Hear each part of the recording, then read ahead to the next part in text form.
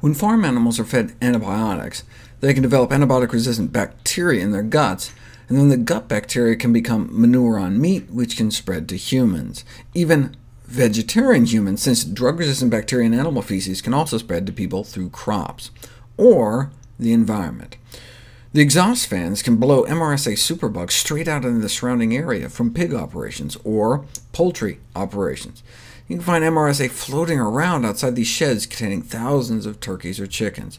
This may explain why, in Europe, a human MRSA infection has been tied to just living in a region with industrial pig production, whether or not people have direct contact with livestock. These findings may not just be limited to Europe, though, where their factory farms pale in comparison to what we have here in the States, but we didn't know for sure until now. Proximity to swine manure application to crop fields and livestock operations was each associated with MRSA and skin and soft tissue infections in people here in the U.S. These findings contribute to the growing concern about the potential public health impacts of this high-density livestock production. Achievements in modern medicine, such as surgery and the treatment of preterm babies, which we today take for granted, would not be possible without access to effective treatment for bacterial infections. Within just a few years, we might be faced with dire setbacks unless real and unprecedented global coordinated actions are immediately taken to protect these wonder drugs. So the use of antibiotics just to promote the growth of farm animals to slaughter weight should be banned worldwide, as happened in the EU. Europe stopped feeding pigs and chickens tetracycline and penicillin to promote growth about 40 years ago, something we continue to do to this day.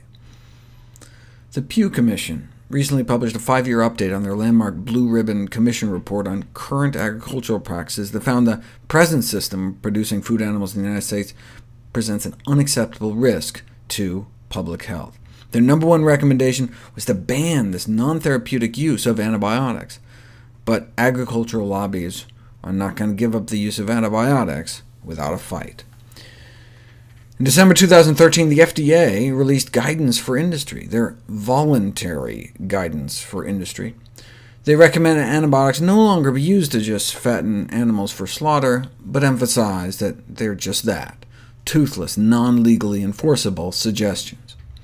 This voluntary approach has come under withering criticism from the public health and medical communities concerned about the increase in antibiotic-resistant bacterial pathogens. The USDA is considering even going backwards, eliminating the requirement to even test for Staph aureus at all in federal school lunch program.